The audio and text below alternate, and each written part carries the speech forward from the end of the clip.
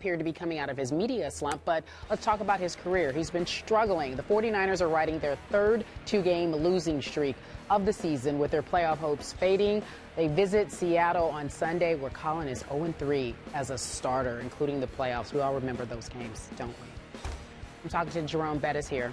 Help me out. Do you give the 49ers a chance to win this Sunday? A slim chance. Okay. A slim chance. Only because of the whirlwind and all the negativity that's happening in San Francisco right now. What usually happens when a team is going through all of this and when everybody's going after your quarterback, usually as a football team you rally around your guy and you say, hey, we got you. We're going to make sure that you play well because we're going to play well around you, and we're going to help you out. And usually the team will galvanize and say, okay, let's go. And especially the fact that they're playing against their nemesis, Seattle. Now, it is a problem. They're playing in Seattle. If this game was in San Francisco, I would like San Francisco to win this game. The fact that it's in Seattle, yeah, I would.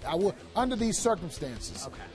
I like San Francisco to play well. I don't believe they can win this football game because Seattle understands that they are chasing Arizona and they can't afford to have a letdown. So they're going to be at the top of their game, and the fact that it is the 49ers, Seattle's going to get up for that as well. I think Seattle still wins this game, although I like San Francisco to come out there and play very, very well. You're on both sides. No, Seattle's going to win, but San Francisco is going to show up. For the people that think that the 49ers are dead and washed up, they're done, you're going to see a really good 49ers team this weekend. All right. I agree with him a little bit. I'm gonna hedge my bets here a little bit. That first game, San Francisco got beat up. The Thanksgiving game. They got beat up. They had under 200 yards of total offense. 164. Under 20 yards. And then think about Seattle had 14 penalties for over 100 yards. Yep. And San Francisco still couldn't get much going. This game, Seattle, they just take it out of you, man. Defensively, those guys are so big and so fast, and they just play with a certain type of aggression that a lot of teams, they can't match that. They can't match. Playing in Seattle, it's going to be really down. It's just something that tells me this is San Francisco's last hope of trying to get into the playoffs. So they're going to lay it on the line. They will. They have the weapons offensively. You got Frank Gore. You got a great offensive line. You got a quarterback that can play. You got receivers on the outside. You have a tight end that can run. You look at their offense, they have all the pieces you need. For some reason, they haven't put it together. This is the game where they have to lay it on the line, or technically their season's over. They'll play. Guys going to start packing up their stuff. You start sending it home. You're getting ready. They lose this game, guys will be sending stuff home come Monday and Tuesday. And so they're going to give it all they have. I actually see them. I'll go out on a limb and say they'll probably win this game because they have no choice. Well, they have no choice. San Francisco will win this game. It's no way San Francisco can be held under 200 yards again. So that means they're going to have to play better. They can't play any worse. They cannot play any worse. You have a score? I'll say 21-20. It will be that close. Yeah. I mean, Seattle fumbled. It's going to be a close game either First way. game, Seattle fumbled the ball 3 times. They recovered all 3, so the ball did bounce their way often. Okay, we've been talking about point spreads a lot, and I want to qualify this. I am not a betting man. I was in my younger days, but I learned my lesson, so I don't bet on these games, but I do love the point spreads because they are measuring sticks for what's going on here. Seattle is a 10-point favorite at home. This is by far the widest spread for a Jim Harbaugh team in his era coaching this 49er team. But there's an old rule of thumb, in NFL games, always take double-digit points. So you would think, to your point, you're picking Seattle just to win it outright. I mean, San Francisco to win it outright. But most people would say, by the case you're making and you're making, well, take those points, man, because that's double digits. That's 10 points. I don't know. I wouldn't bet it with 10 points because Seattle is playing at an extremely high level, as we saw at Philadelphia. That was no joke. That was no fluke of what happened. They took a really good offense that destroyed my Dallas Cowboys and just suffocated them.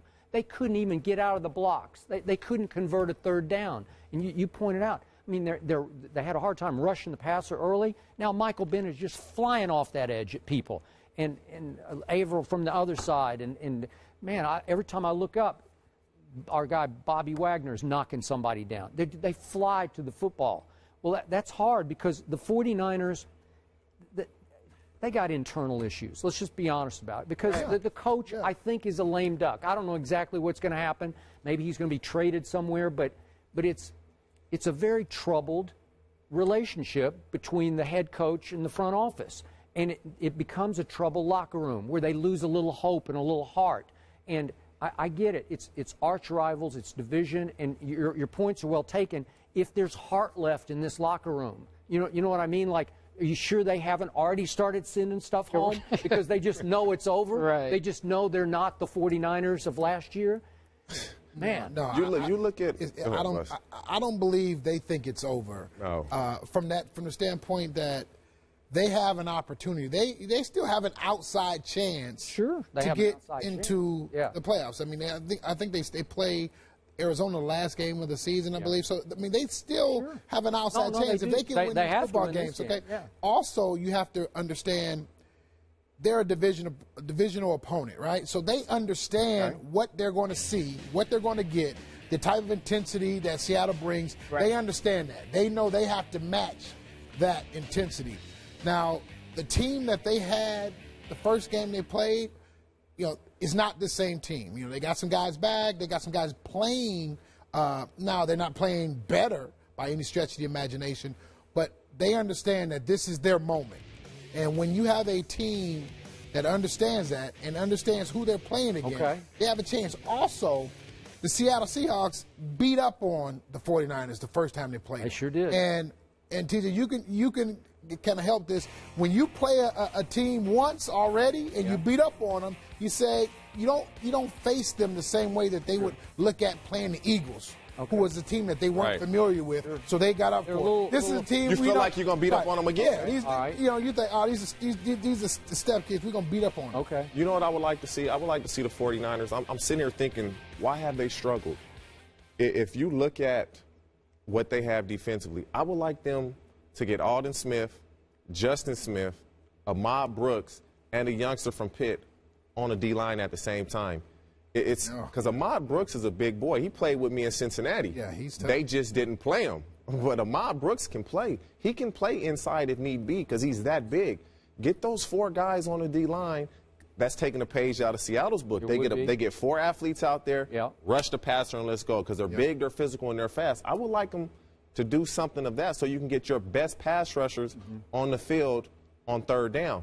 Normally, they take Ahmad Brooks out, and it's he's upset about it. I'm playing well. Why are you taking me out? So they need to switch some things up. I'll make one last point in both of your favors. Russell Wilson is a fascinating player to me because the more I watch him, the more I realize he is not a very good pocket passer. No. Well, he's obviously an inch shorter than Johnny Manziel is. But he is Johnny Football before Johnny Football. He is Russell Football. He made Johnny Manziel plays beyond Johnny at Philadelphia. And they're all escape plays. They're rollout plays. There's some trickery involved. There's some throwback plays. But he's just doing it mostly with his legs. And their running game is serious. So it's interesting. But if San Francisco could manage off what you're saying with that 4-man front, if you can keep him in the pocket, which most people cannot do, he is below average to me. He has a hard time throwing it from the pocket. If everybody had that defense, then they could perform like Russell Wilson, and it gets glossed over. All right, so let's talk scenarios. If Arizona Cardinals lose tonight against the Rams, which history suggests they will, and then the Seahawks win on Sunday over the 49ers, the 49ers and Arizona have the same exact schedule, same exact record in the NFC West, which means here comes the Seahawks. And are you saying they're going to the Super Bowl? The Seahawks? Yeah. Are they going to the Super Bowl? I'm throwing you all the way there. I'm just throwing you all the way out there. Let's see if they win the division first. You ain't giving them that. I can't give you the Super Bowl. Okay. I think if Arizona loses, and Seattle wins, Seattle will win the division because then they play in Arizona. Seattle plays Arizona in Arizona, and I think at that point Seattle wins that game, and it's over. It's a wrap. It's a wrap. I'll give it to you. Seattle in Super Bowl. Because you already got the win in the Super Bowl. You already picked it. Yeah. Oh, that's easy. Hey, there's a team out there in Wisconsin. Oh, okay.